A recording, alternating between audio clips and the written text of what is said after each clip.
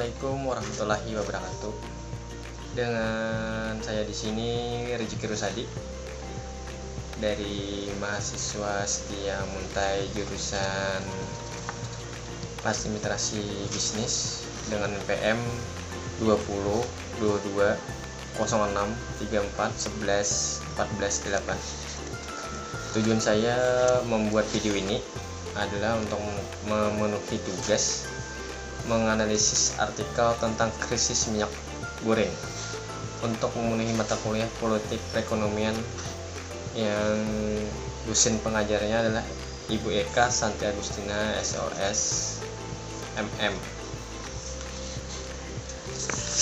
Saya di sini akan membacakan analisis artikel tentang krisis minyak goreng dari sisi ekonomi politik. Kelangkaan minyak goreng di Indonesia dalam 2 bulan terakhir ini menjadi permasalahan terbesar dan ramai diperbincangkan di masyarakat.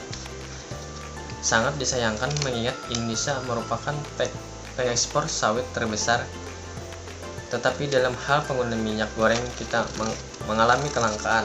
Kelangkaan minyak goreng ini disebabkan karena melonjaknya harga minyak mentah sawit atau oil atau CPO yang merupakan bahan baku minyak goreng. Meskipun demikian, dalam bingkai ekonomi politik, pemerintah Indonesia menyadari bahwa tidak ada kebijaksanaan atau ekonomi dan politik yang bisa memuaskan semua pihak secara optimal. Setiap kelompok kepentingan akan berupaya mendapatkan keuntungan ekonomi sebesar dengan upaya sekecil-kecilnya. Karena itu setiap kebijakan ekonomi dan politik selalu ada pihak yang diuntungkan dan dirugikan. Dari sisi perspektif ekonomi politik bahwa pemerintah menghadapi tantangan untuk membuat kebijakan yang tepat dalam krisis minyak goreng di Indonesia.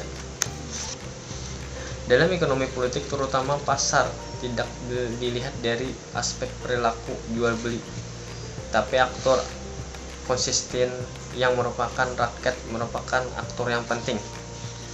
Sebenarnya Indonesia berhasil mengembangkan 168 jenis produk turunan. 80%-nya adalah ekspor produk turunan serta produk minyak goreng.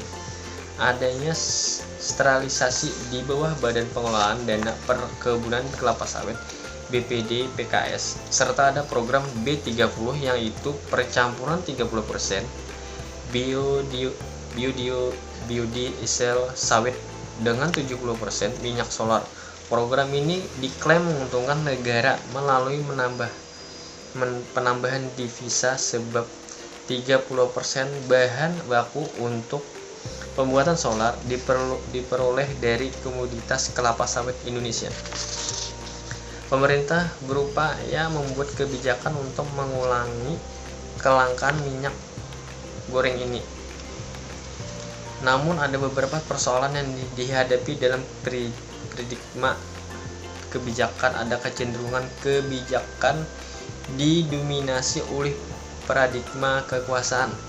Ada narasi ketergantungan konsumsi minyak goreng di dalam negeri sehingga perlu ada perubahan perilaku masyarakat, seolah itu sumber masalahnya. Kemudian ada juga narasi penimbunan minyak goreng. Narasi-narasi yang dibangun seperti ini bisa jadi benar, tapi dalam praktiknya semua permasalahan terkait dengan suplai yang seharusnya diatur, tetapi yang diangkat adalah soal yang lain. Dalam kasus kelangkaan minyak goreng ini, hal yang perlu dilakukan pemerintah untuk menanggulangi masalah kelangkaan minyak goreng dan memperbaiki hubungan dengan masyarakat tentang persepsi-persepsi yang timbul di tengah masyarakat. Ada beberapa langkah yang perlu kita ambil atau diambil atau kita laksanakan oleh pemerintah. 1. Yaitu pembangunan industri kelapa sawit harus berkelanjutan dan masyarakat harus dilibatkan dalam kebijakan negara. 2. Dari sisi regulatif membuat pengaturan untuk prioritas supaya pasar domestik dan menerapkan insentif perdagangan domestik. 3. Terkait distributif, maka pasar domestik harus dilindungi dan memperketat pengawasan pasar domestik dan perdagangan internasional. 4. Kebijakan perlu distributif dan berarti pendapatan produk sawit untuk lingkungan hidup, industri, dan pasar domestik. Sekian analisis saya tentang artikel tentang krisis minyak goreng dari sisi ekonomi politik. Nah, sekian dan terima kasih. Assalamualaikum warahmatullahi wabarakatuh.